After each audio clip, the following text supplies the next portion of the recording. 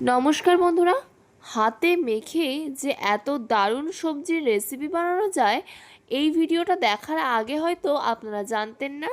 তো কিভাবে চটজলদি ঘরে থাকা সামান্য উপকরণ দিয়েই এই সবজির স্বাস্থ্যকর রেসিপিটা বানাবেন, তো এই ভিডিওটা তো তার জন্য দেখতেই হবে। তো আর কথা বাড়াবো না, চলুন ভিডিওটা দেখে নেওয়া যাক।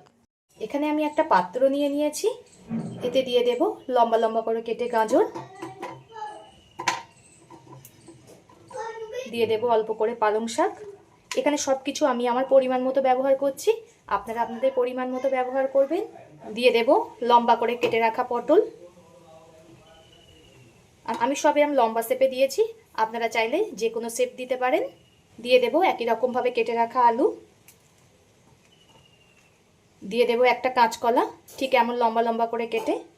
এমনটা না আমি যে সবজিগুলো ব্যবহার করছি সেগুলোই ব্যবহার করতে হবে, আপনাদের সামনে যেমন সবজি থাকবে সেগুলোই নিতে পারেন। দিয়ে দেব লম্বা করে কেটে রাখা লাউ, আমি কিন্তু এখানে সব কিছু আমার পরিমাণ মতো ব্যবহার করছি। দিয়ে দেব লম্বা করে কেটে রাখা পেঁপে, দিয়ে দেব অল্প করে মটরশুঁটি। এবার দিয়ে দেব একটা ছোট সাইজের ক্যাপসিকাম, ঠিক এমন গোটা গোটা করে কেটে। এবার দিয়ে দেবো একটা বড় সাইজের পেঁয়াজ, যেমন করে আমরা চিলি চিকেনের পেঁয়াজ কাটি ঠিক তেমনভাবেই কেটে নিয়েছি, সেটাকে দিয়ে দিলাম। দিয়ে দেবো একটা টমেটো কুচি, ঠিক এমন লম্বা লম্বা করে কেটে। এবার এতে দিয়ে দেব স্বাদ মতো লবণ, পরিমাণ মতো হলুদ গুঁড়ো, অল্প করে দিয়ে দেব কাশ্মীরি লঙ্কা গুঁড়ো, দিয়ে দেব চা চামচের 1 চামচ মতো আদা বাটা, চা চামচের 1/2 চামচ মতো জিরে গুঁড়ো, 1/2 চামচ মতো ধনিয়া গুঁড়ো। সব আমি চামচের মাপ করেই দিচ্ছি। এখানে আমার সব কিছু দেওয়া কমপ্লিট হয়ে গেছে। সবজিটা কিন্তু আমি আমার পরিমাণ মতো নিয়ে নিয়েছি, আপনারা যেমন পরিমাণে রান্না করবেন তেমন পরিমাণে নিয়ে নেবেন। এবার এতে দিয়ে দেব 1 চামচ তেল। এবার সব কিছু হাতের সাহায্যে খুব ভালো করে মেখে নিতে হবে।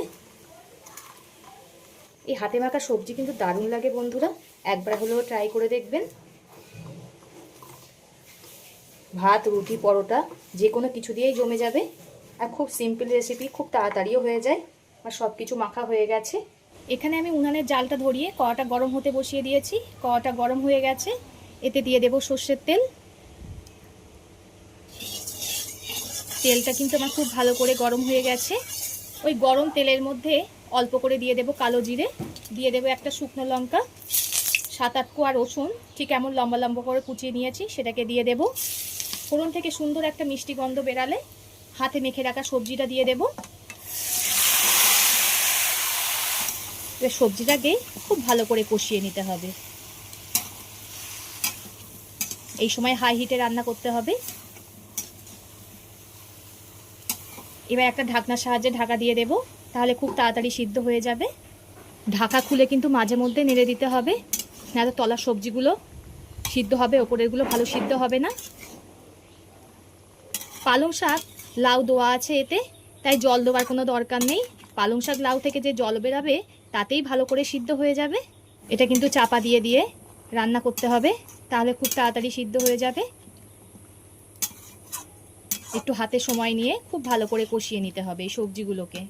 খুব ভালো করে নেড়ে আবারও আমি ঢাকা দিয়ে দিলাম। দেখুন লাউ আর পালং শাক দেওয়া আছে, এতে কত জল বেরোচ্ছে, এই জলেই কত সুন্দর কষানো হয়ে যাচ্ছে। এবার এতে দিয়ে দেবো একটা কাঁচা লঙ্কাকে চিকিয়ে। ঝালটা আপনারা স্বাদ মতো ব্যবহার করবেন, যে যেমন ঝাল খেতে পছন্দ করেন।